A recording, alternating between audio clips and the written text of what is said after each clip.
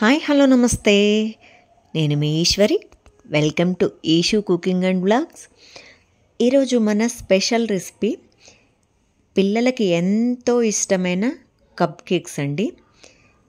చాలా ఫ్లఫీగా ఇంట్లో ఉన్న వాటితోటే చాలా హెల్తీగా, మైదా కానీ పంచదార కానీ ఏమీ యూస్ చేయకుండా ఇంట్లో ఉన్న వాటితోటే హెల్తీగా ఇలా కప్ కేక్స్ చేసి పెట్టండి. చాలా ఇష్టంగా తింటారు అండ్ మీరే చేసి పెడతారు కాబట్టి ఆ సాటిస్ఫాక్షన్ కూడా ఉంటుంది. మరి అది ఎలా తయారు చేసుకుందామో చూసేద్దామా. మరి ఫస్ట్ ఒక మిక్సింగ్ బౌల్ తీసుకొని ఇలా జల్లెడ పట్టుకోండి. ఒక కప్పు గోధుమ పిండి వేసుకొని ఈ విధంగా వీడియోలో చూపిస్తున్న విధంగా పట్టేసుకుంటే దానిలో ఏమన్నా ఉన్నా కానీ పోతాయండి. ఆ తర్వాత ఒక మిక్సీ జార్ తీసుకొని ముప్పావు కప్పు బెల్లం తురుము వేసి 4 ఇలాచీ వేసేసి మూత పెట్టేసి మిక్సీ పట్టేసుకోండి ఈ విధంగా. ఇప్పుడు ఇది గోధుమ పిండి బౌల్లోకి ట్రాన్స్ఫర్ చేసేసుకొని పక్కన పెట్టేసుకుందాం. ఇప్పుడు ముప్పావు కప్పు తురిమిన పచ్చి కొబ్బరి అండి. ఈ విధంగా తురుముకోండి, లేకపోతే మిక్సీ పట్టేసుకోండి.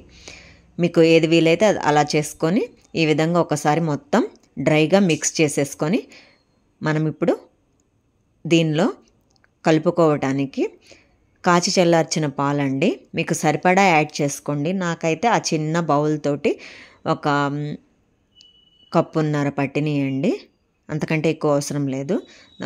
మీరు సరిపడా యాడ్ చేసేసుకోండి. ఈ విధంగా మనకి బ్యాటర్ రెడీ అయ్యేంత వరకు, ఈ విధంగా వీడియోలో చూపిస్తున్న కన్సిస్టెన్సీ వచ్చేంత వరకు, మరీ థిక్ అవసరం లేదు, మరీ లూజ్ అవసరం లేదు. ఈ కన్సిస్టెన్సీ వచ్చేంత వరకు మొత్తం మిక్స్ చేసేసుకోండి. అదేవిధంగా బెల్లం కూడా మంచిగా కరగాలండి. పక్కన పెట్టేసుకొని ఇప్పుడు ఒక ప్యాన్ తీసేసుకొని, ఇలాంటి ప్యాను ఒక 2 గ్లాసుల వాటర్ యాడ్ చేసేసి ఒక స్టాండ్ ఇలా పెట్టేసి దానిపైన ఒక చిల్లుల మూత లాంటిది, ఈ విధంగా ఇలాంటి మూత మీద ఏదైనా యూస్ చేసుకోవచ్చు. అలాంటి మూత పెట్టేసుకొని ఒక 10 మినిట్స్ హీట్ చేయండి. ఆ తర్వాత ఇలాంటి బౌల్స్, లోతు ఎక్కువ ఉన్న బౌల్స్ తీసుకొని మీకు ఏవి ఉంటే అవి కొంచెం ఆయిల్ గ్రీస్ చేసేసుకొని ఆ తర్వాత గోధుమ పిండి తోటి డస్ట్ చేసేసుకోండి. ఈ విధంగా మొత్తం డస్ట్ చేసేసుకొని ఆ ఎక్సెస్ గోధుమ పిండి పక్కన పెట్టేసేయండి, తీసివేసేయండి దాంట్లో నుంచి.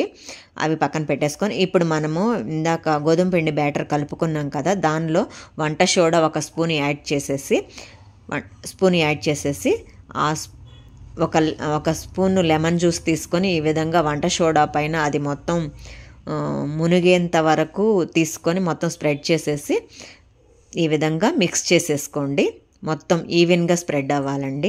మొత్తం కలిపేసుకుంటే మొత్తం అది కరిగిపోవాలి. ఈ విధంగా వీడియోలో చూపిస్తున్న కన్సిస్టెన్సీ వచ్చేంత వరకు కలుపుకొని ఇప్పుడు మనం ఇందాక డస్ట్ చేసుకున్న 4 బౌల్స్ తీసుకున్నాం కదా, ఆ బౌల్స్ అన్నిటికీ ఒక హాఫ్ ఫిల్ అయ్యేంత వరకు బ్యాటర్ వేయండి. ఎక్కువ అవసరం లేదు, హాఫ్ ఫిల్ అయితే మనకి ఇక్కడ పొంగుతుందండి. సో అందుకే ఓన్లీ హాఫ్ మాత్రమే, సగానికి మాత్రమే వేయండి.